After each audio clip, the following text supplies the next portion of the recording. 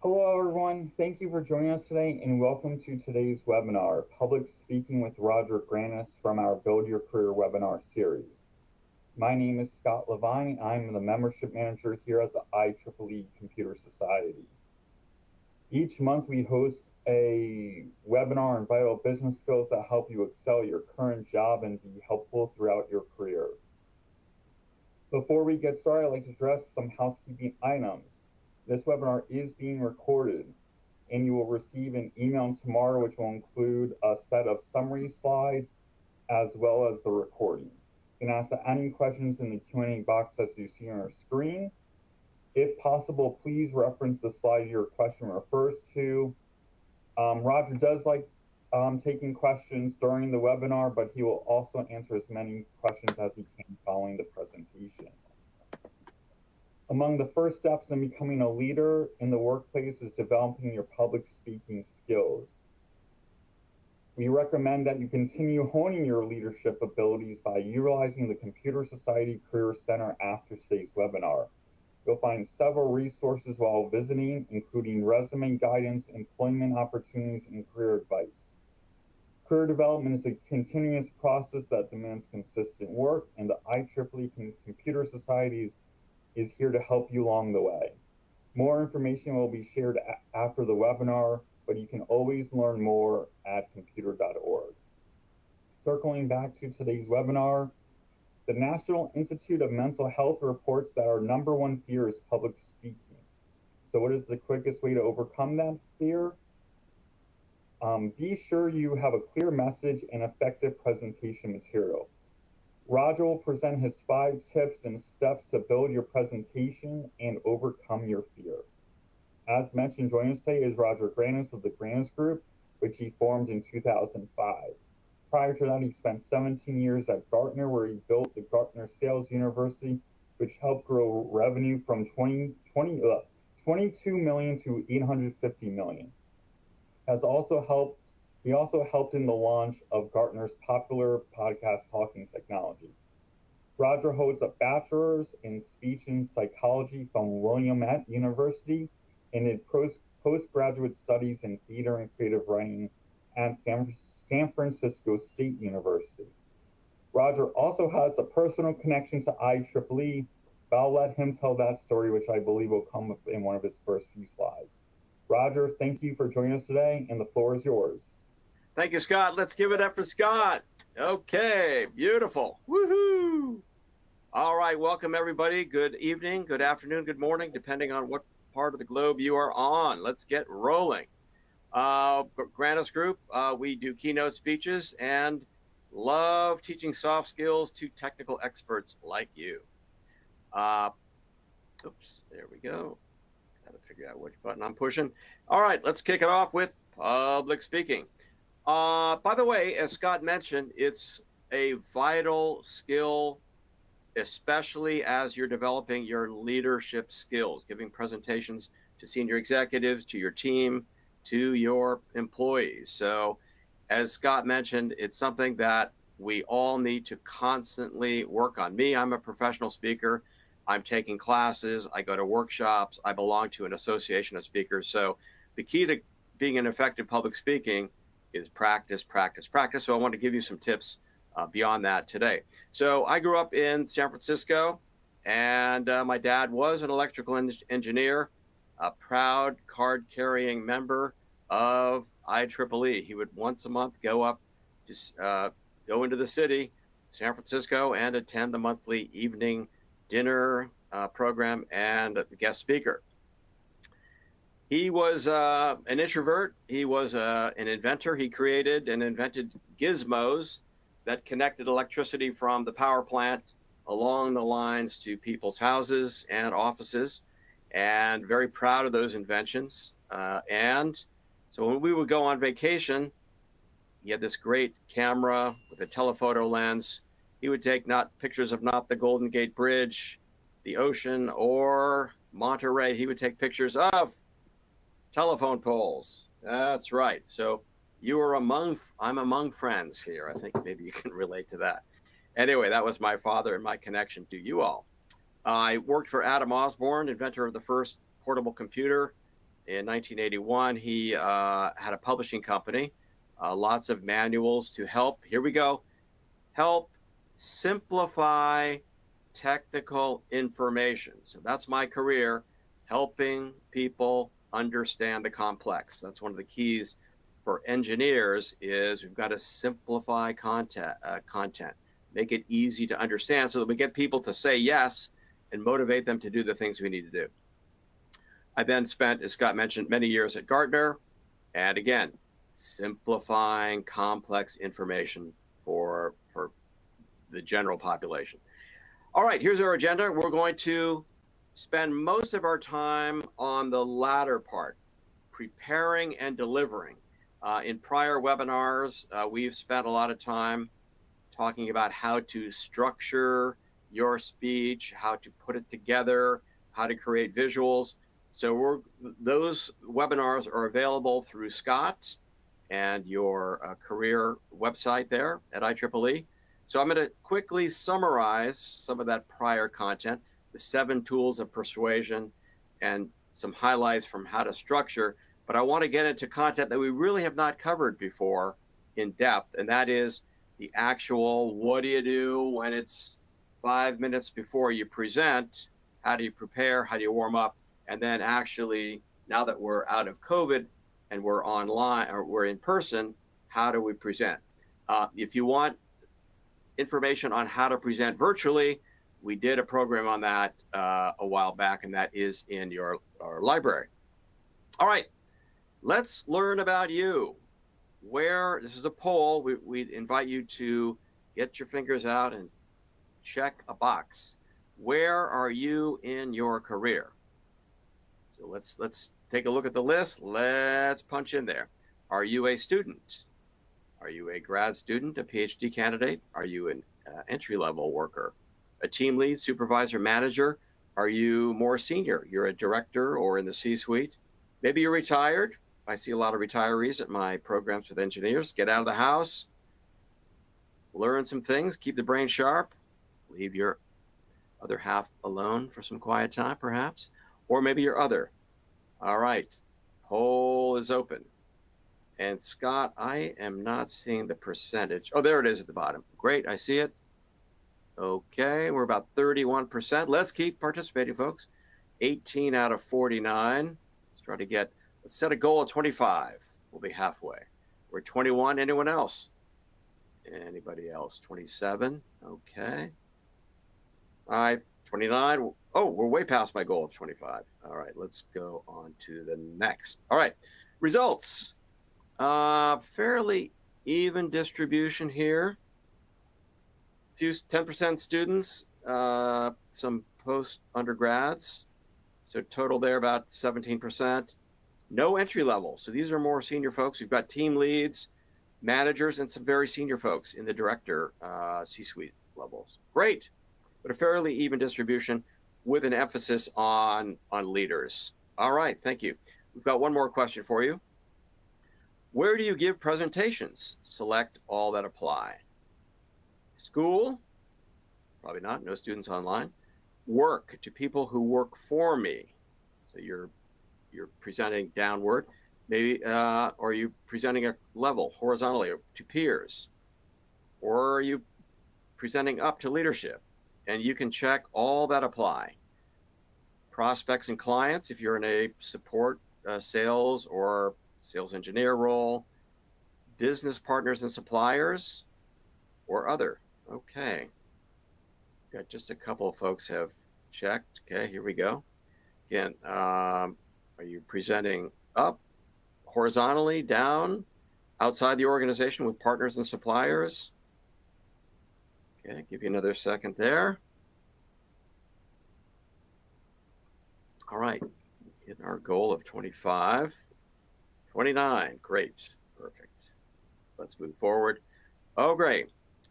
So clearly we're in the middle there. 40% to people who work for me, 75% to peers, 67% to leaders. So clearly business people, I'm gonna say business, organization folks presenting to others in the organization, and sometimes, occasionally, 30% to business partners and suppliers. Great. So great. That gives me a sense of who you're reporting or who you're presenting to, and gives us a sense to each of us on this call, who else is on the call. All right. So let's jump into topic number one, the 7 tools of persuasion. So even if you've heard these before, I mentioned the key to good public speaking is practice, practice, practice, review, which is what I do as well. So here they are. Tool number 1 is to use a memorable concept. Again, so let's just think here for a minute. So I've spent my whole life thinking about how do I simplify content for other people? How do I make it clear? How do I make it a little bit creative? How do I make it easy to remember? So our goal is to use these tools to simplify your message so that people understand it and do the thing you want them to do. Agree, support, persuade, have them change their habits, whatever it is. Again, we're trying to use some lessons from Hollywood, from creative writing, to simplify your message to make it clear and sticky. Number 1 is to have a memorable concept. So here are some examples of that. Come up with a phrase that pays. Bike on street, give 3 feet. Drive sober or get pulled over. No more than 225 by 2025. So the first one I saw coincidentally in Florida. I was down there on vacation. Saw that I took a picture of somebody's back of the car. They're a bicyclist. They want to get drivers to give cyclists more room, so they came up with a catchy phrase. The third one, no more than 225 by 2025, that's from here in the United States, from the state of Minnesota. They want to reduce the number of deaths caused by distracted drivers. So their goal, so imagine you're presenting to, you're asking people who live in Minnesota to stop texting while driving. So here's their catchy phrase, no more than 225 by 2025. Okay, next, come up with a campaign title. So in World War II, the D-Day operation was called Operation Overlord. It just creates a sense of mission. I'm going to kind of breeze through these. Again, this is a summary. Come up with an acronym or an acrostic. An acronym is 3 letters like IBM. An acrostic is the first letter of each of the words in your catchy phrase.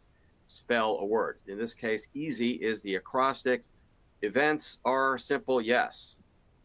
Okay, oops. Number 3, use the power of 3. For some reason, the number 3 is magical. Come up with 3 key points. We see this in our lives. 3 little pigs, 3 blind mice, the 3 musketeers. When I was a Boy Scout leader, our goal for the year, we had 3 of them. Recruit, retain, record. Recruit more scouts. Retain the ones we've got. We created all kinds of programs to do that.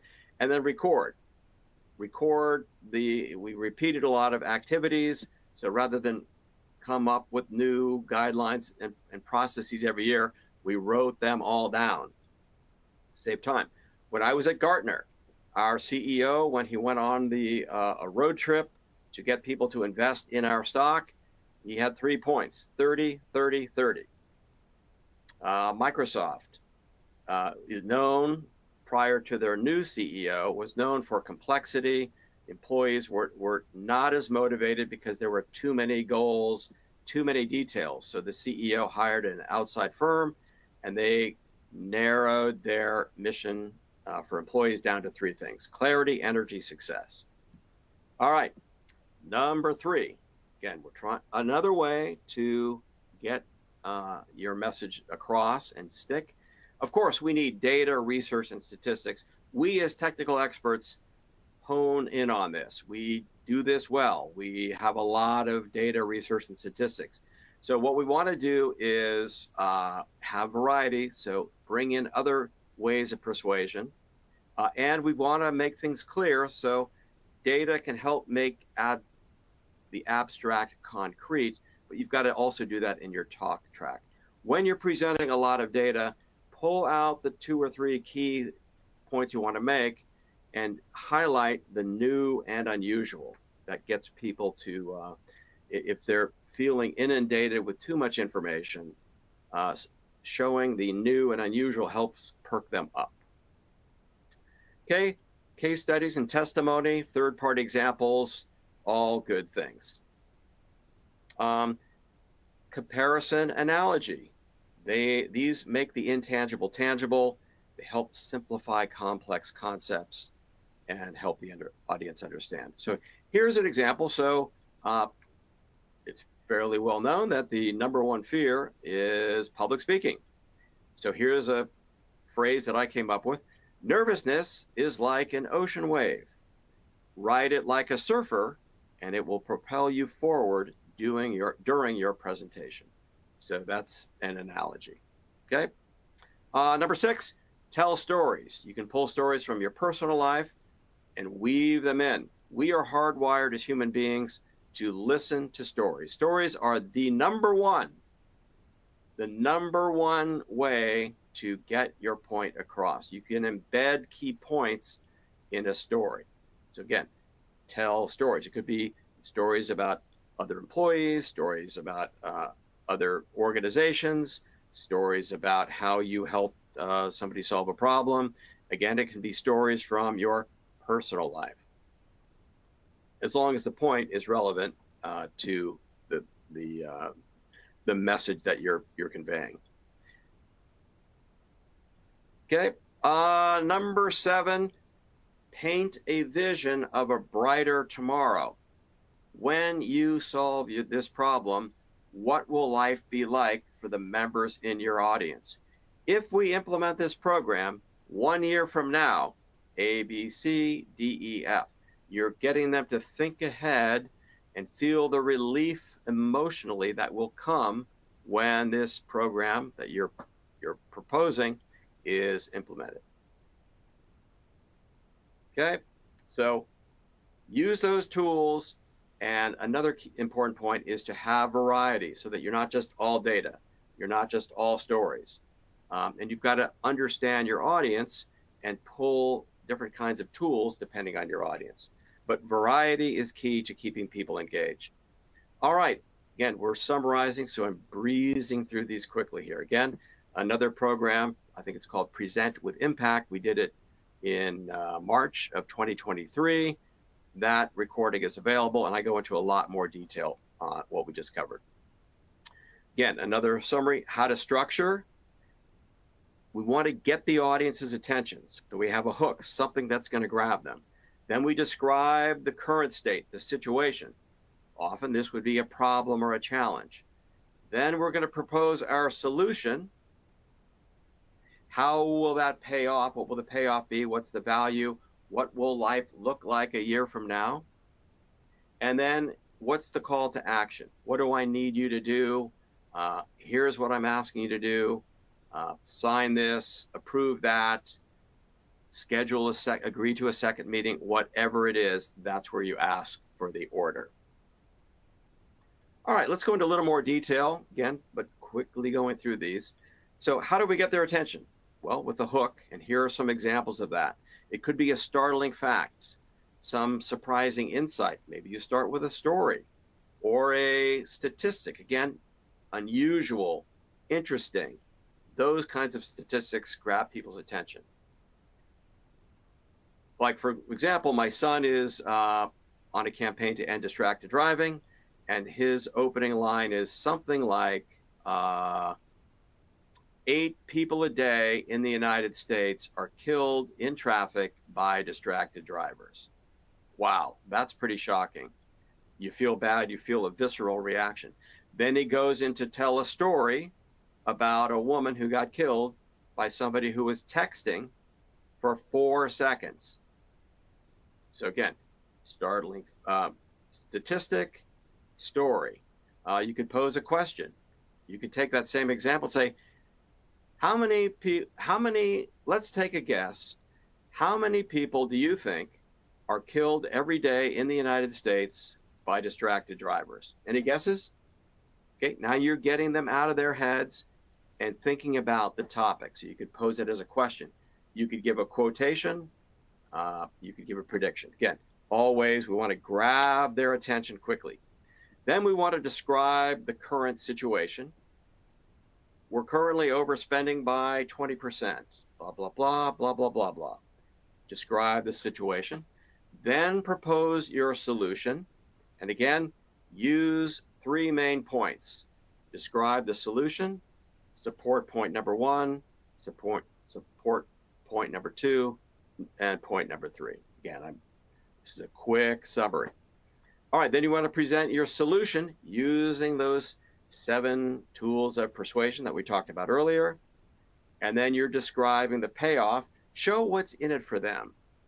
That's why in the planning stage, which we didn't even talk about in this, it's in the other video, you want to analyze the audience. Think about their challenges, what resistance they might have, so that here, when you're describing the payoff, you're actually linking your solution, your payoff, to those pain points they have, so that it becomes personal for them in their job, in their outside lives, whatever it may be.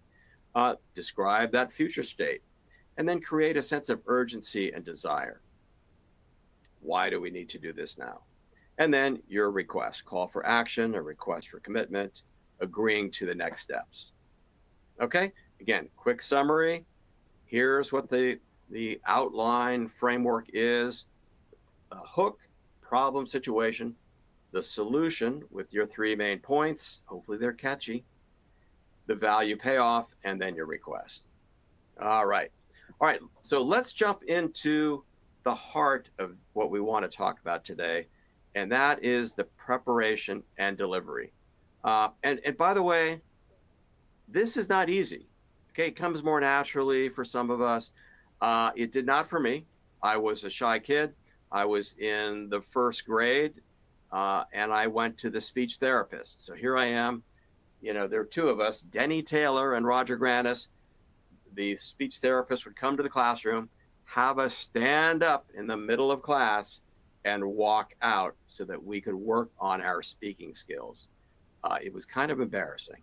So I spent the rest of my life working at it to overcome the fear and get better at it. And again, as a professional, I'm still working on it. So it's a lifetime commitment if you want to get good at it. All right, let's do one more poll. Here we go. Get your fingers ready to type. I'm going to describe a number of things coming up, and I just want to see where you'd like to focus perhaps a little more time than others. What delivery skills do you most need to work on? Select up to 3. Is it movement? How do you move on the in front of the room? What about physicality? How do you stand? How do you use your hands? What about eye contact? What about voice? What about preparation, mentally and physically? F is managing nerves, or maybe there's something else, and you can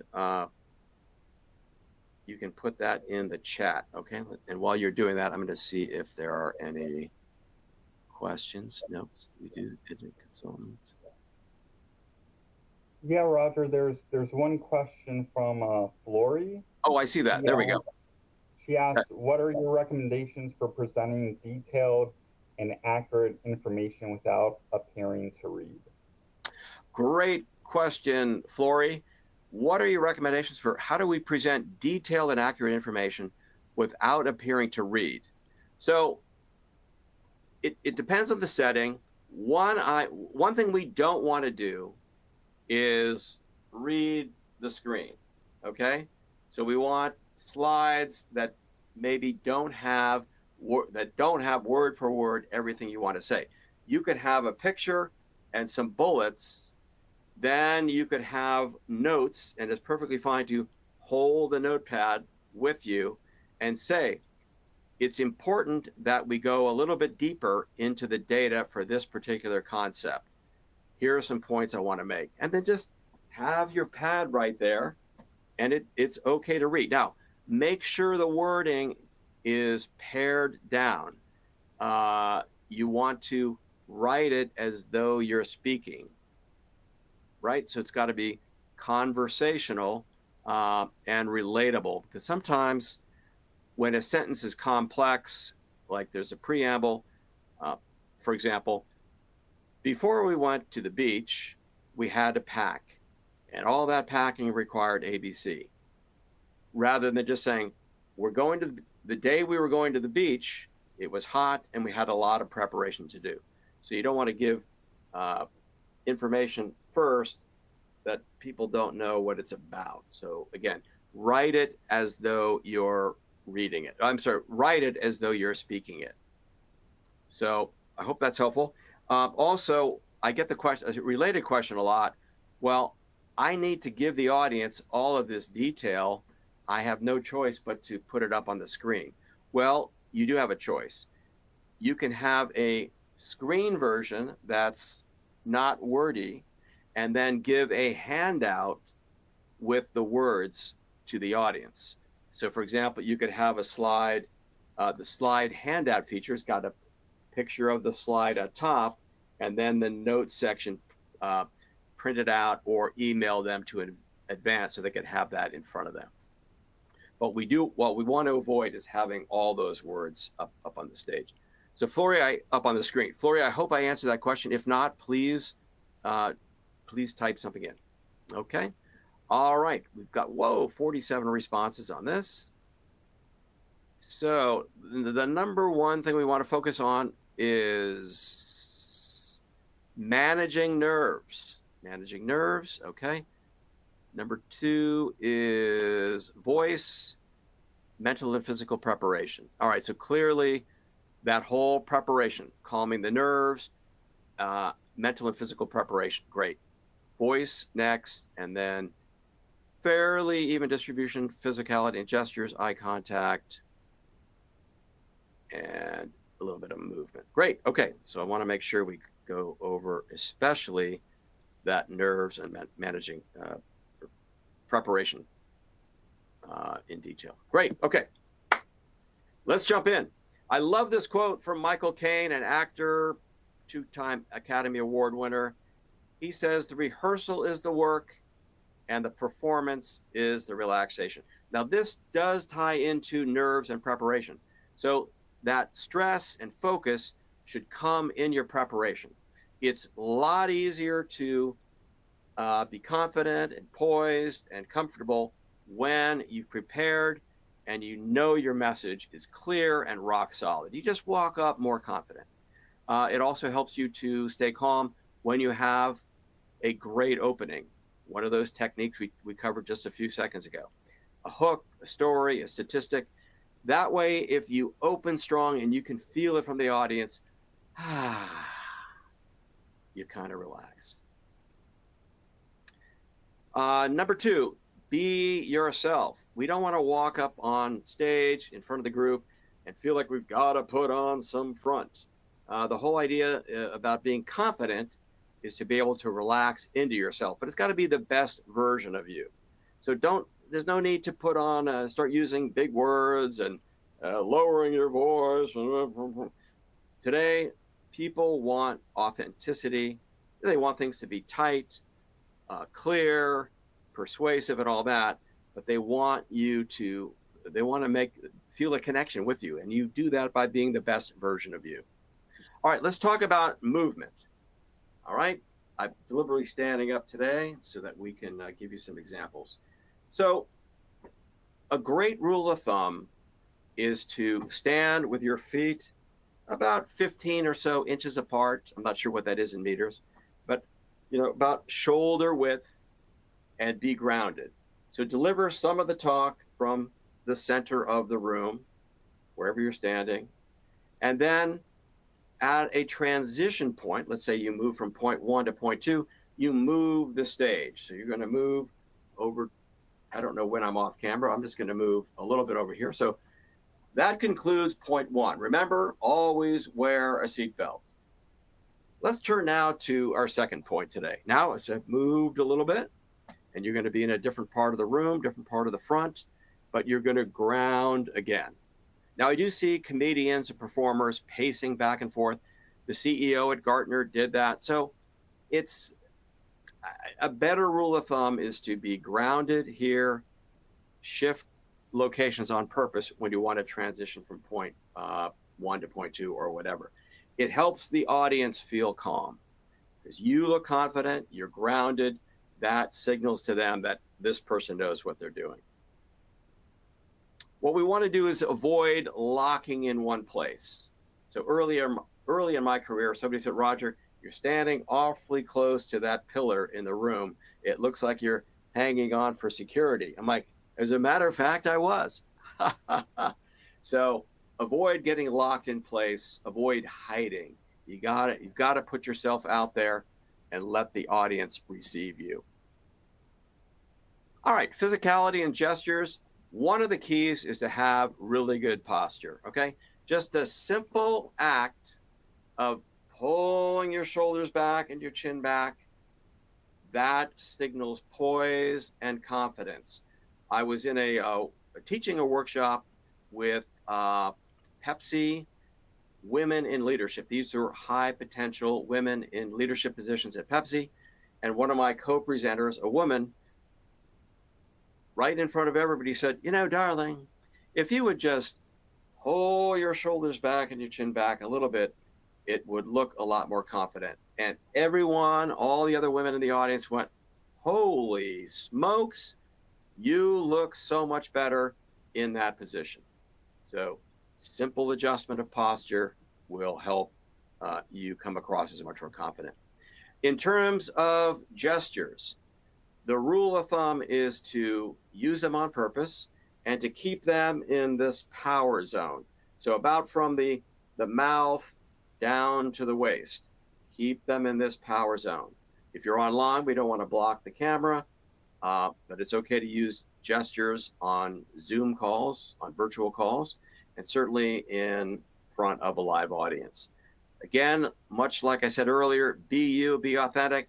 Use gestures that come naturally to you. Don't fake it. I've seen politicians gesture in ways that just don't look right. They look like they were trained to point in this way, and that signals to the audience that this person was coached, and it doesn't look very authentic.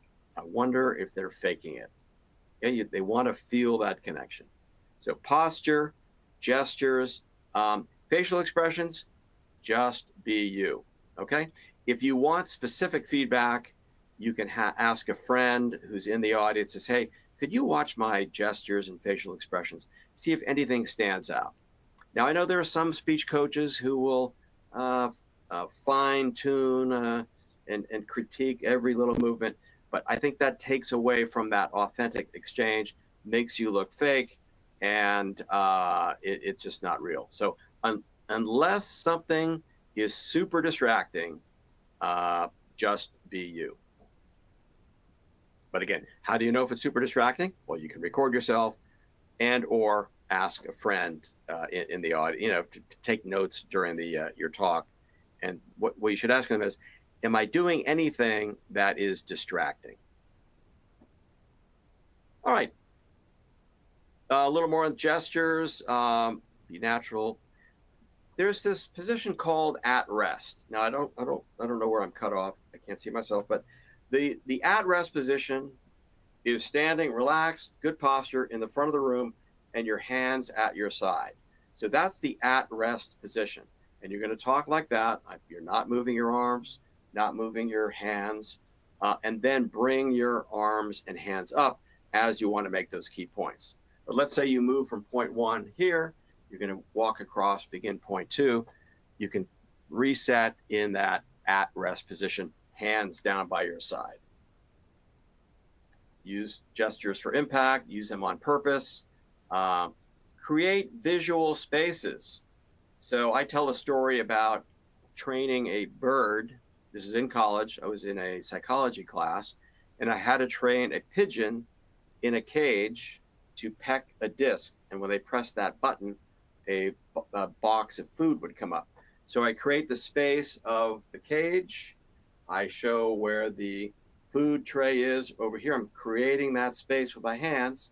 And then I talk about putting the bird in the cage. So now I'm putting the bird in that cage that I just created visually. So you want to come back to that same location when you're talking about the food, come back to the cage over here, and so forth. So create those visual spaces. Regarding the hands, I mentioned this earlier, keep them in the power zone. We want to avoid going too crazy because that could become a distraction. But again, the rule of thumb is here. If you're using a whiteboard or pointing to a PowerPoint, you want to point, like this, you want to point to the spot. Here we are over here, turn, and then speak. So it will look something like this. Let's focus our attention. Oh, no, not correct. Let's turn now to point number 2. Point number 2, so on and so forth. So we want to avoid, we want to draw attention to the spots, and we don't want to talk to the screen. We want to turn back and speak to the audience. All right, facial expressions. Be natural, have variety. Animation is good, smile. Do try to avoid frowning. We want to be authentic. It does help if we're excited about our content and bring a little bit of happiness, a little bit of smiling to our presentation. Be you, be natural. This is a point where you can bring in some acting skills and use your face to make key points through some animation. And again, that variety is key. I'm just going to check to see if we have any questions. Okay. All right, Peru. Good morning. All right, eye contact. Now, this is something that can be really helpful. We do want to make eye contact with the audience. What we want to do is look at each person for one thought bite. And we want to, when I say each person, each cluster of people. So imagine the room, there are 4 quadrants in the room of people that you're presenting to. Maybe it's a boardroom table, maybe it's an auditorium style. So picture 4 sections: left front, left rear, right front, right rear, as you're facing the audience. And then you want to move your eye contact, maybe from front left, front left to right rear, over to left rear, up to the right front. We don't want to sweep the audience. We don't want to be the periscope looking out of the submarine. We want to lock in on one specific person in this particular zone for one thought bite. Now, what's a thought bite? About a half a sentence, a short phrase. If you stare too long at that person, they're going to feel uncomfortable. But it's about 2 or 3 seconds. So I'm going to look now. Let's say back rear. I went to somebody on the far right. Bring it to somebody on the middle aisle. Hold that for about 2 or 3 seconds. Now we're going to come up front, find somebody else up there, and really lock in on them. Those 2 to 3 seconds. Wow. When you're in the audience with a master who does that well, they feel like you're talking right to them. So that's a mechanical skill, easy to implement, that has great payoff, making people feel like you're talking just to them. Related to eye contact and nervousness, I always like to find a friend in the audience. There's always one person who seems more enthused about you being there than the others.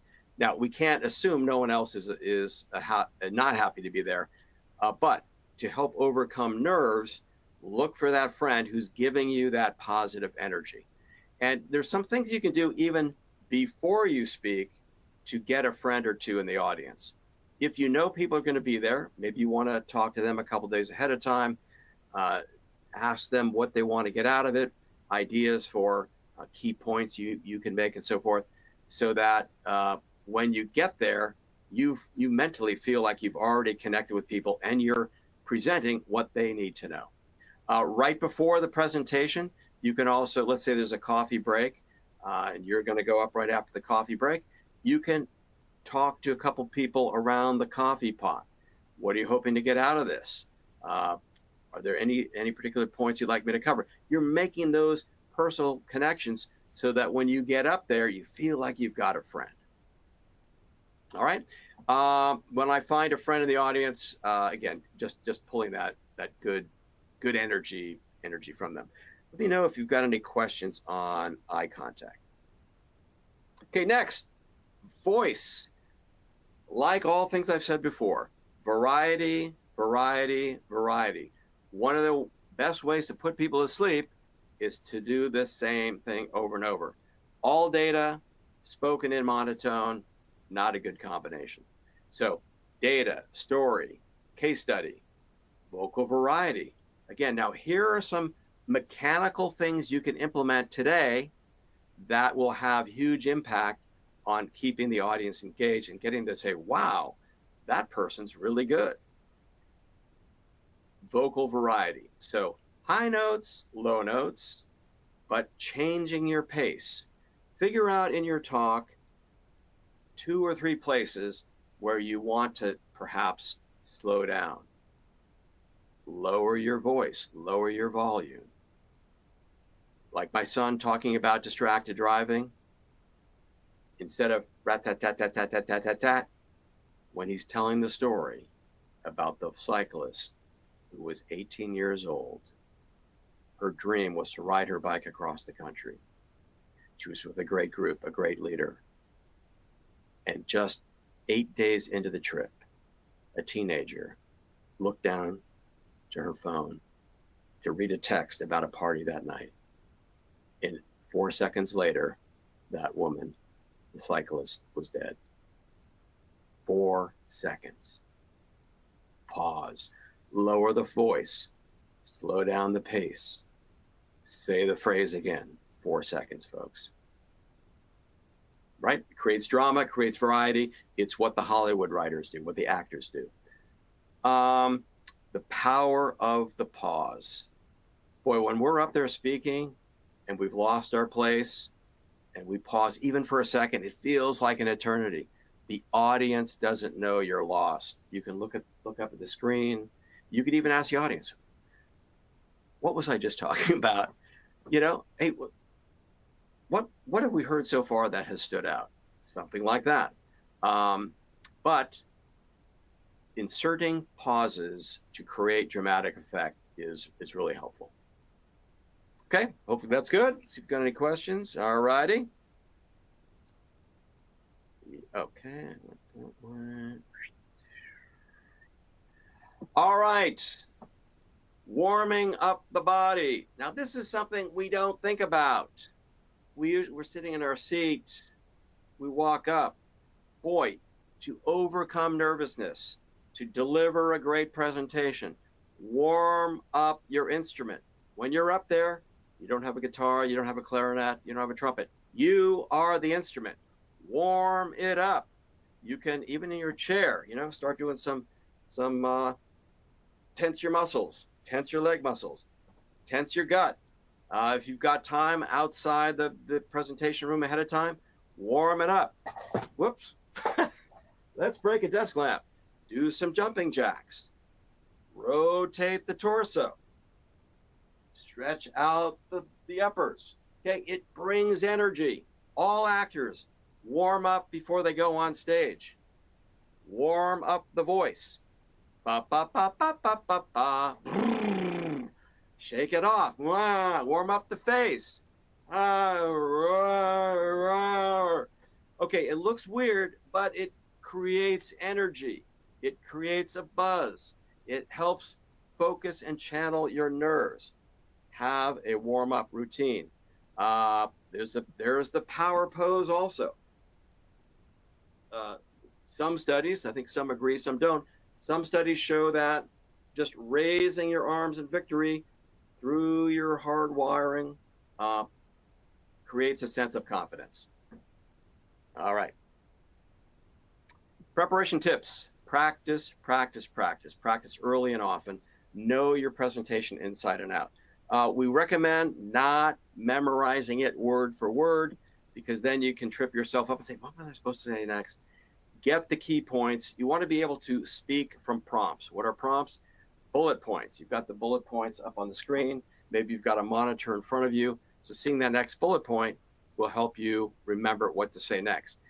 You're not going to say it the same exact way every time. You want to speak extemporaneously and not word for word. Again, that word for word feels memorized. It might trip you up, and it might bore the audience. Rehearse, but don't over-rehearse. I like to stop rehearsing the day before, maybe do a mental run-through while I'm warming up physically and mentally. But for me, if I speak the speech now and then as a practice and then have to give the speech in 20 minutes, when I'm giving the speech, I'm like, did I say that already? Because I just did it 20 minutes earlier. So do what's right for you, and definitely, absolutely have a warm-up routine. A little bit more on controlling nerves.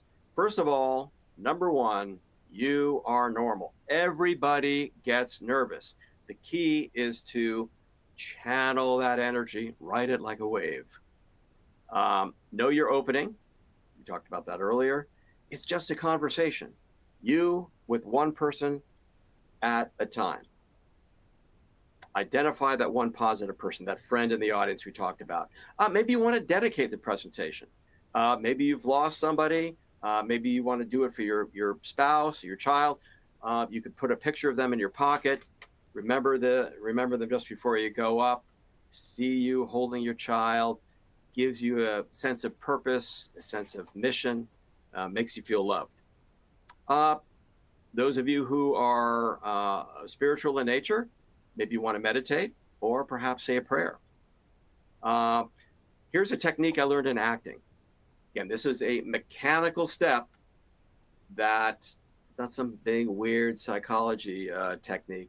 It's a physical, mechanical thing you can do to get yourself energized. 3 quick, deep breaths. So a director, when I was in a play many years ago, said, right before you go on, take 3 deep breaths.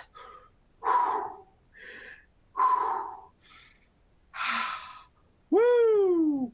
You feel this surge of energy. You feel this tingling in your brain, and boy, does it propel you forward. Again, mechanical technique that pays great dividends. Another acting instructor, this is kind of sounds a little Californian, but he said when you walk out on stage, receive the audience, the energy from the audience. Doesn't mean, look at them and, well, I guess if you're speaking, you can look at them, but people want to be there. They want you to be successful, but because we're so nervous, we're shielded. Oh, I don't want to look bad. I don't want to make a mistake. No, open your mind and your spirit to their energy. They want you to succeed. Feel it. Walk out, you're mentally open. Pause for a minute in that power pose, that neutral spot there, and just look at them for a second. And then talk. You don't have to start talking. Yeah, don't start talking while you're walking up. Ladies and gentlemen, please welcome Bob. Hey everybody, we'll just bop. No. Ladies and gentlemen, please welcome Bob.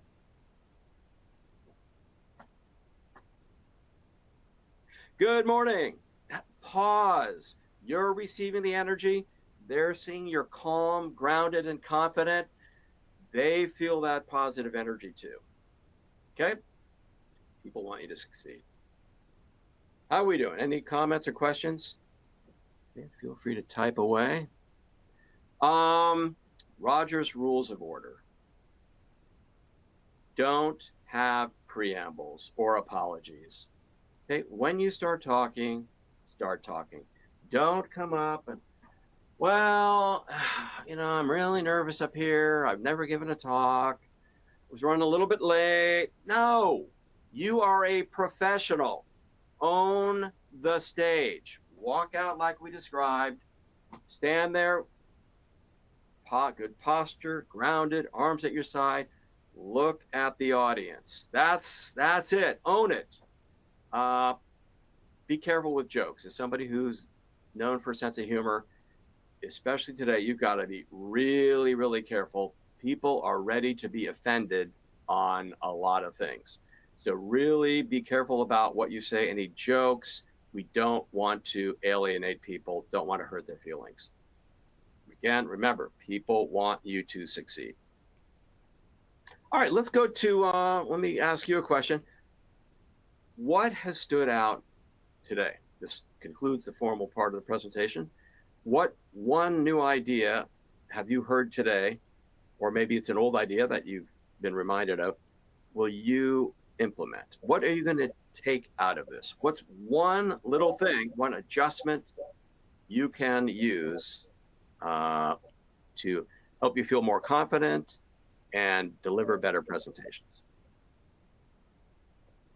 Hey, Roger, excellent presentation. While the audience ponders that, we did have a few questions come in, so I was hoping we could go through a Q&A with you.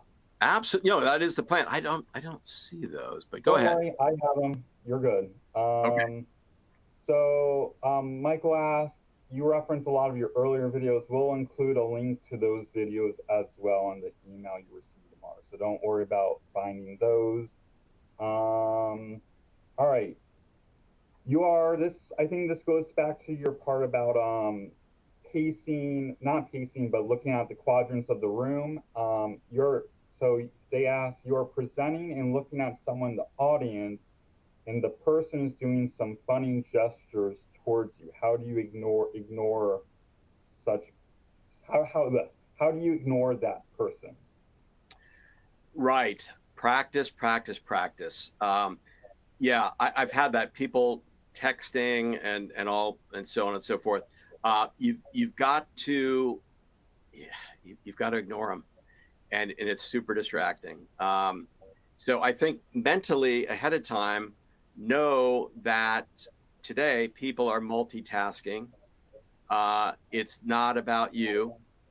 They've just got, maybe an emergency came in, they've got a contract they've got to get signed.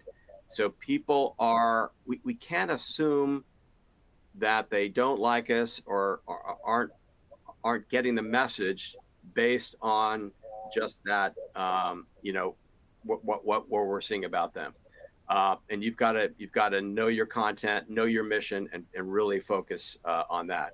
Here's an example I had. This happened a few weeks ago. I was at a conference, and the audience was about 200 people for the lunch speaker. Then they went to a breakout session, and only about 150 people came back, because 50 of them had to go pack things up to close their trade show booth. And I, for a moment, said, oh my gosh, they don't want to hear me speak. There were 200, now there are only 150. No, they were never planning to be in that session. So that's me making a mental assumption based on the not having the facts. So you've got to deliver as planned. Now, I don't know if you meant that somebody is like making fun, looking at you and making gestures. If that's the case, then maybe you want to stop and say, I noticed you're signaling me. Is there anything that I need to know about? Maybe ask them. So. All right, excellent. Well, that's a great idea. Next, Mohammed asked about a question about the at-rest position. Yes. He asks, is it a bad idea to put your hands in your pocket? As a rule, I would pull your hands out of your pocket. Yes. The professionals say, get your hands out of your pocket, have them at that at-rest position. I was in a training class where I had to talk to people like that for 10 minutes, not moving and hands at the side. And boy, did it feel weird. But everybody in the room said, you look really confident. And then similarly, when I was in the audience looking at presenters practicing that same exercise, they looked really confident. So hands out of the pocket. Now, if you want to talk about now let's say you want to shift tones from professional, serious, data, statistics, and then you want to tell a story about the time you went to a beach, as long as there's a point that ties back to the point you're making. Then you might want to change your body, put your hand on your chin, and then put a hand in the pocket. But you're signaling this is a casual story. We're going to the beach, and now you're being an actor. Okay, but I would have that hand in the pocket on purpose and not to lock your hands in. All right, great. Yeah. Let's see. The next question is from Michael. Asks, how do you deal with interruptions from the audience, especially like someone from in a higher position, like a professor when a student's doing a presentation? Right. So I'm not sure why the professor is interrupting. I think it would depend on that. Again, it all depends on the situation. If they're more senior, whether it's in academia or at work, you've got to defer to that person. Let them do what they're going to do. And sometimes what happens is they're giving information that you are about to cover. So what you want to do, you've got to improv, you've got to flex and say, as Dr. Thornburg just said, boom, boom, boom. So I'm not going to go into detail on that. He essentially just summarized what I was about to say, something to that effect. Okay. I actually really like this question. How do you recover from a bad start? How do you recover from a bad start? Prepare better next time. And you could say, you could call it out and say, I'd hope the beginning of this would have been tighter. Nah, I don't think you want to do that. A bad start.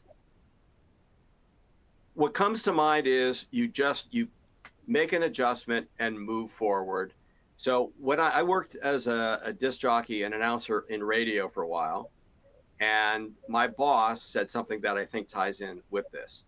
So let's say we're playing song 1, Stairway to Heaven. And at the end of that, let's say this. I'm going to announce the next song, Stairway to Heaven, and I say Led Zebra by accident. Then I play the song. So he said at the end of the song, never go back and apologize. Well, I said Led Zebra. I meant to say Led Zeppelin.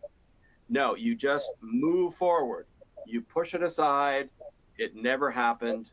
Move forward. So I think what you want to do is just get back in the zone from after the mistake and move forward.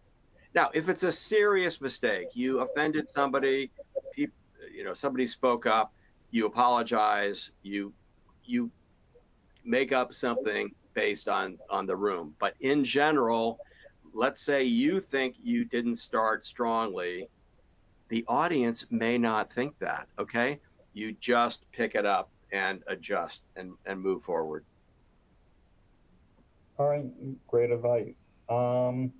Let's see, a few people chatted in what they would implement. No preamble, no jokes, the physical warm-up, work doing the deep breath exercises. Let's see, there were any others. Let's see.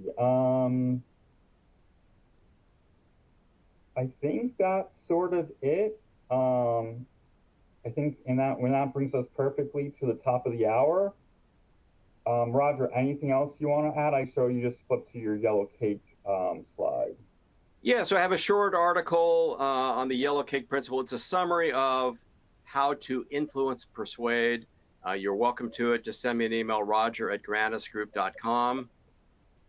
And in the subject line, just put IEEE CS.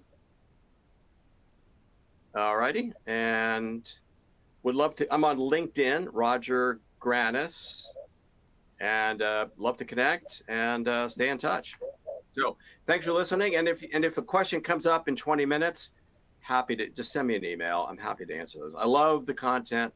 Hope you got some value today. And again, write me if something comes to mind. Sounds great. And thank you, Roger. That was, as I said earlier, that was a great presentation.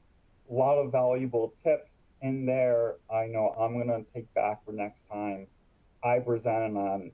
Thank you for the audience for your great participation and well throughout the presentation. Just a couple quick programming notes. We have the Computer Society has a couple additional webinars coming up in July. On July 11th, from our standards webinar series, we have Introduction to Interfacing Cyber and Physical World Standards. And then 2 days later, on the 13th, the next webinar from this series is Leading Positive Change.